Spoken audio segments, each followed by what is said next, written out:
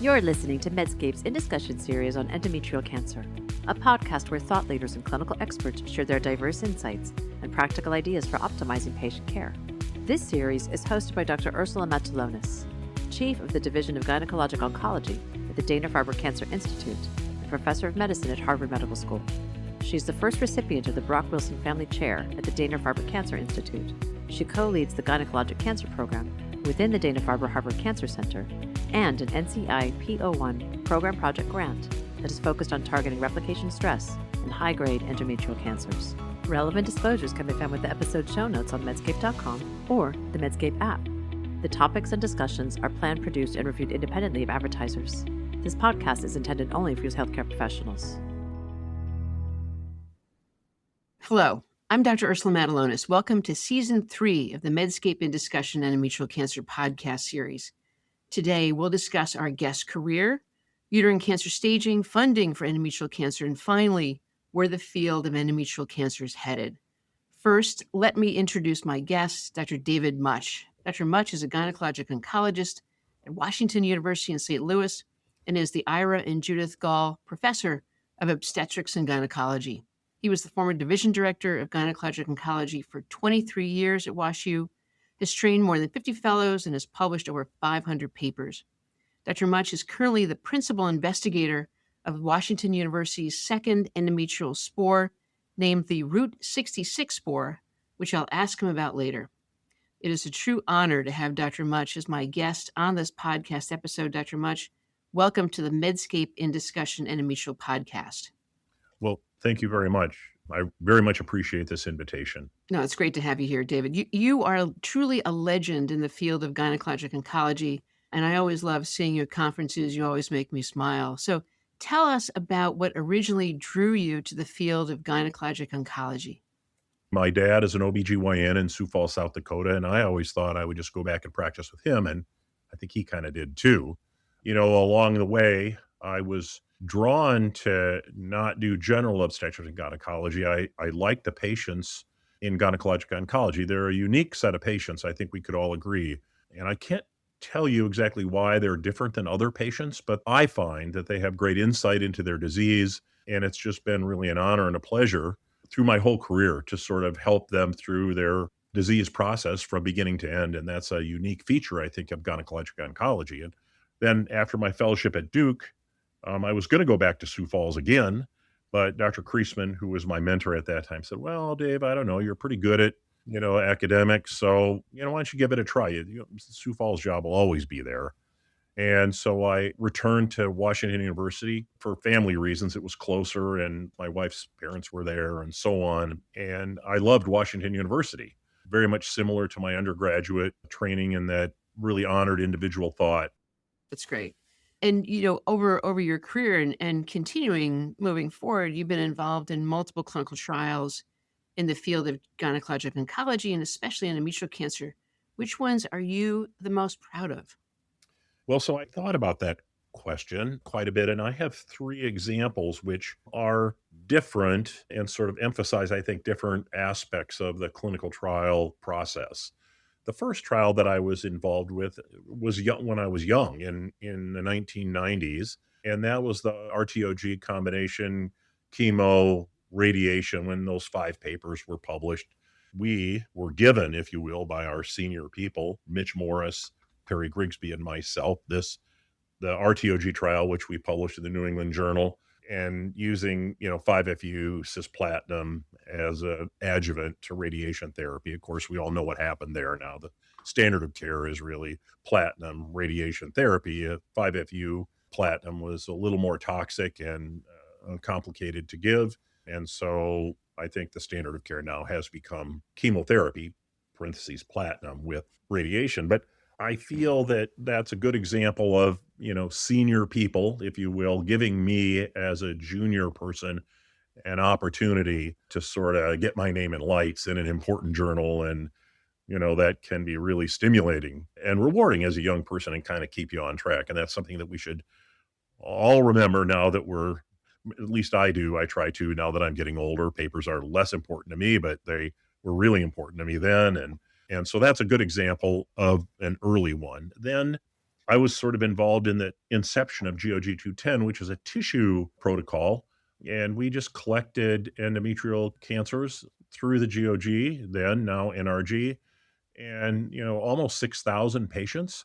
This was driven a little bit by Paul Goodfellow and myself because we were interested in hereditary disease and wanted to use that for our first SPORE. And fortunately, again, mentors of mine, Dr. Kreisman, Dr. Desai, and of course, with the help of Ted Trimble, 210 was born, along with, I should not forget, Paul Goodfellow and Kathleen Darcy, who are absolutely instrumental in this. So it was, again, team science. It's really hard to do these things in a vacuum without others.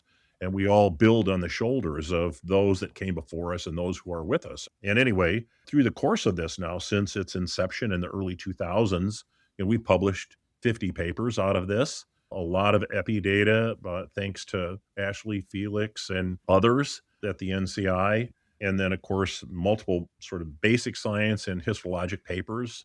So it's been a really successful trial, I think, or protocol. And it continues today. We're still publishing papers. Casey Cosgrove published the Moonshot data paper that will be coming out at the SGO and being published soon about some of the molecular features associated with differences in race. And that comes out of the 210 database system. So it's really a model, I think, of what the power of these sorts of collections of tissue can be. And then the third example would be GOG 258. I was supposed to be, quote, the older mentor, and Daniela Mattei was the younger author at that time and wrote the protocol. And you probably experienced this too, Dr. Matulonis, that sometimes, I learn more from the fellows and my junior people than they learn from me. Don't tell them that often, but they have insights often that I just don't have sometimes now. But I think I helped a lot, gathering data, reviewing charts, and that sort of thing. And eventually, of course, GOG 258 was published, again, in the New England Journal. And Daniela shows sort of a funny picture. You may remember this, that she presented the final overall survival data at the SGO, and she showed herself as a pregnant woman when the protocol was written.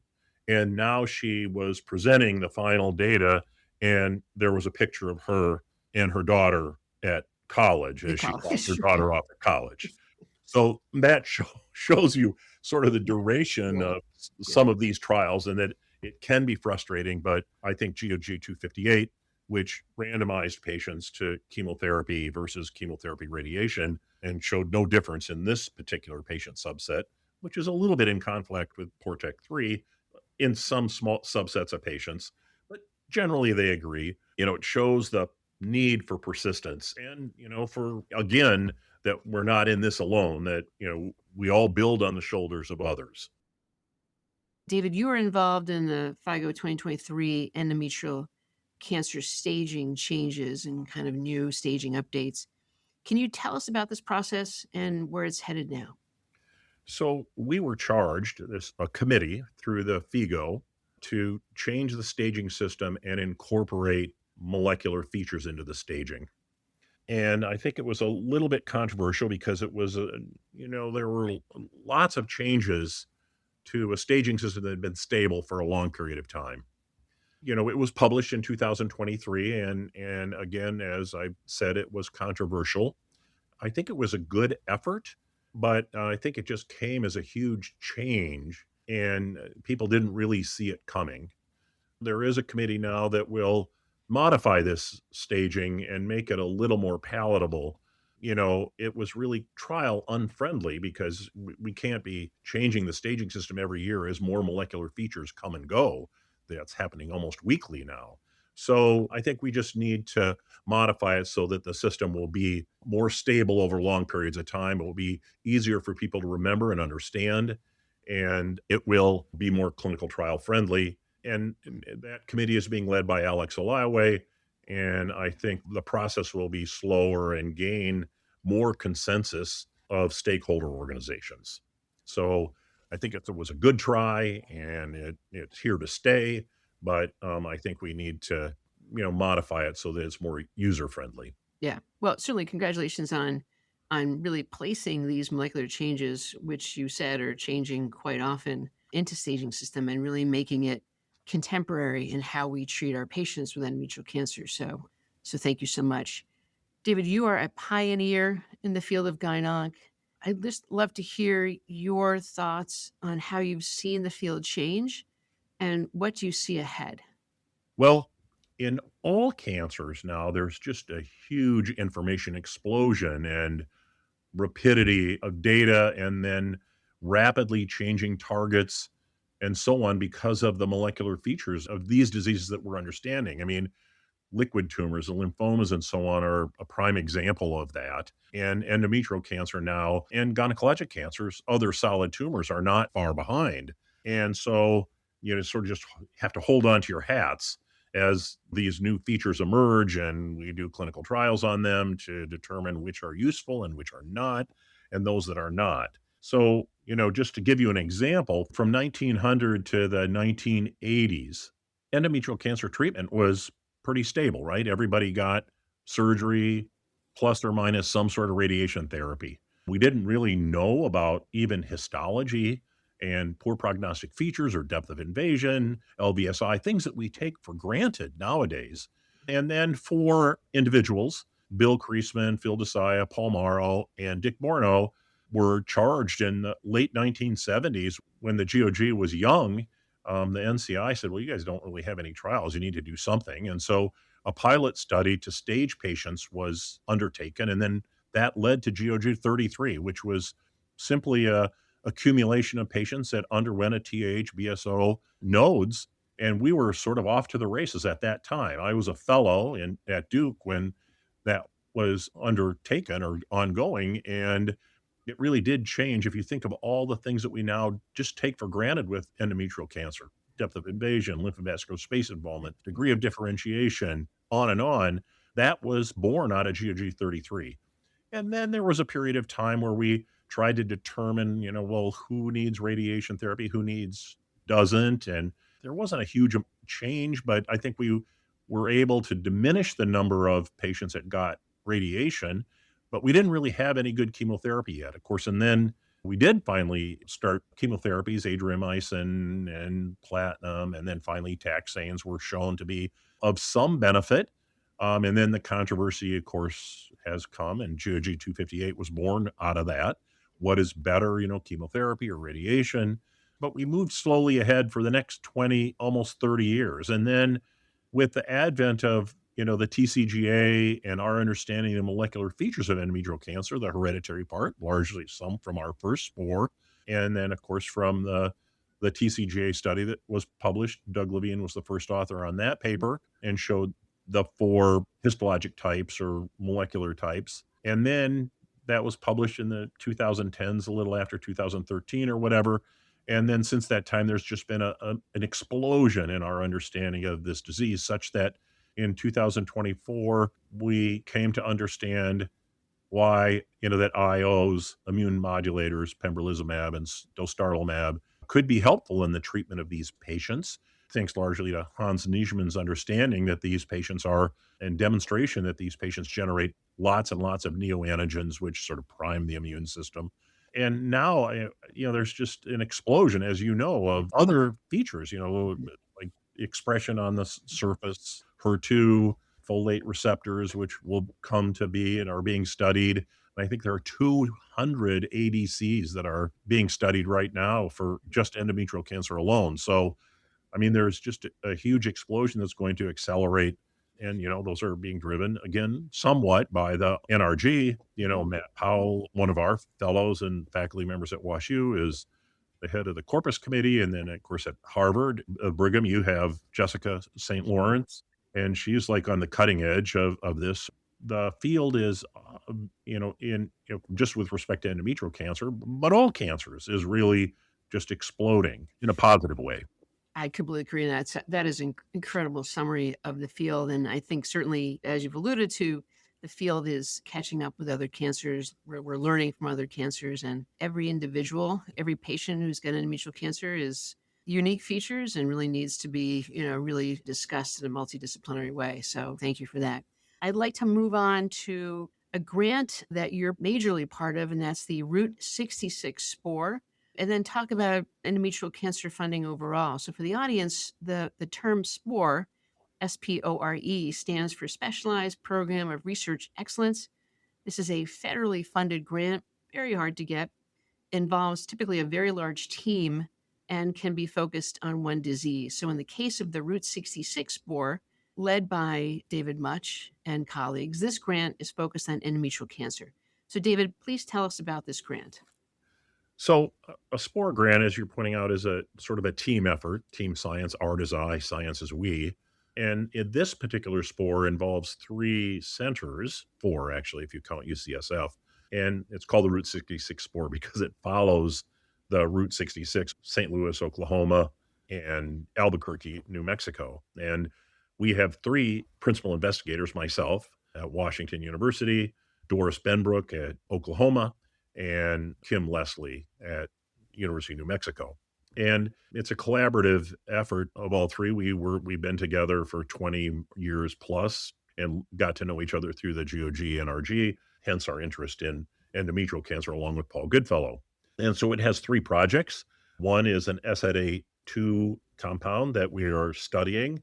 I use the royal we because that's really Doris's project, and she has shepherded this compound through her whole career and deserves credit for sort of bringing it to the forefront. But it's a relatively non-toxic drug that actually kicks out P53 from, some chaperone proteins like, heat shock proteins and mortallin that, might sequester abnormal P53. And that's good because that potentiates, or we believe potentiates, the activity of other chemotherapeutic agents. Then there's a new marker, AXL, which we have a competing zanzalintinib, which is from a company called Exelixis, and that AXL is associated with poor survival. It's associated with P53 expression and poor prognostic endometrial cancers. And we are testing the utility of this drug along with the standard chemotherapy drugs and trying to understand how it works. Then we have Project 3 is patients with pre-invasive disease in an attempt to, especially in younger women who want to maybe continue childbearing, to determine if weight loss and the GLP agonist, along with hormonal therapy, might help reverse endometrial hyperplasia, precancerous abnormalities, or even early endometrial cancer by controlling weight and then, seeing if there's synergy then also with the direct effect of these GLP agonists on the endometrium. And then we have two supplemental grants. One really cool, I think, is that we applied for as they posted an RFA. We match the human immune system with the tumor, and the immune system of a immune compromised mouse is replaced by the human immune system. And then we use PDX models within those mice to try to determine then the immunologic features that might, affect chemotherapy use, particularly the IOs, as we talked about before. And then we have some others. What I'm most proud about, though, of the SPORE is we have 20 CEPs and DRPs.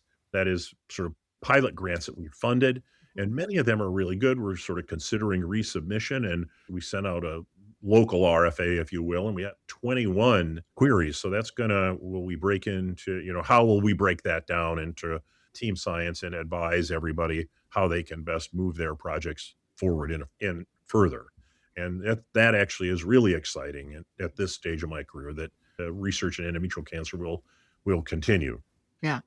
Spores are great at all levels of academic medicine in terms of that you get the young faculty applying for the CEP grants and then more senior faculty working on some of the projects along side by side by junior faculty. So congratulations on that grant. Well, and I know you've had spores and Yep. we had one spore and then we had a drought of, I don't know, 8 or 9 years. And then we were able to re-up, and I don't know what'll happen in the future. Takes a lot of work, but they're really gratifying and important to have. And kind of on that line of thought, we know federal funding for endometrial cancer is one of the lowest of all cancers, whereas we also know that endometrial cancer incidence and mortality continue to rise, especially mortality in the 2026 cancer statistics. So can you give any advice and thoughts about how researchers can access more funding for endometrial cancer? Well, I mean, there are several mechanisms, like the DoD is now allowing endometrial cancer And I think that NCI is on to the fact that endometrial cancer is woefully underfunded. Thankfully, now we have two spores in endometrial cancer. Vicky Bejum just got a disparity spore at the University of North Carolina. And then, of course, we have the Route 66 spore. And, in the past, Karen Liu has had an endometrial spore. So I think all of these CEPs and DRPs, that is career enhancement programs and development research programs through the spores, will and could lead to added interest in endometrial cancer. I just think we have to keep plugging away. But I do see that we are, slowly lifting ourselves up by the bootstraps with regard to this disease. And I think it's so important that researchers have to apply for grants, get the foundational experiments going, and then apply. Because if we don't apply, for sure, we're not going to get the grant. Yeah, that's really important. So, David, any final thoughts today that you'd like to share with the audience about anything, yourself, your career, research, your impact on the field? Yeah, I think that we all live, if you will, or have risen on the shoulders of giants. I've had great mentors, few of whom I mentioned. I have great colleagues, which includes you, Dr. Matulonis, and many others. And then, we have students, and which include fellows, house officers, and medical students. And I think we need to continue to work as a group and recognize that we all learn from each other. And no matter if you go into academic medicine or not, we still sort of all, as professionals, I think, live by something I like to think of, and you too, I'm sure, Ursula, is the tripartite mission. We're doctors or physicians, or we take care of patients. We have to do that because that's what we were trained to do. But in order for others who come after us to take care of patients, we have to do teaching, and then we have to do research so those people who come after us can do a better job than we did. And I think that, no matter what level that you're involved in of our profession in terms of the academic part, I think that everyone should take that notion with them. If you're in Murdo, South Dakota, you're going to take care of patients. You're going to train nurses. You're probably going to learn and read and maybe do some local research on issues that arise. So I don't think it's isolated to us, if you will, and what one might call an ivory tower. It's really the responsibility of all of us as physicians to carry forth that sort of creed, in my opinion. Yeah. David, thank you. It's been such a pleasure and honor to have you as a guest on today's podcast. Today, we've talked to Dr. Mutch about his thoughts and perspective on the field of endometrial cancer and where the field is headed. We talked about Dr. Mutch's illustrious career and specific trials that he is especially proud of. We talked about ways to increase research funding for endometrial cancer. Thank you so much for tuning in. Please take a moment to download the Medscape app to listen and subscribe to this podcast series on endometrial cancer. This is Dr. Ursula Matulonis for the Medscape In Discussion Endometrial Cancer podcast. Thanks for listening to Medscape's In Discussion Endometrial Cancer podcast series with our host, Dr. Ursula Matulonis. Be sure to look for more In Discussion episodes wherever you get your podcasts. Check out medscape.com or the Medscape app for show notes, links, and more information on endometrial cancer.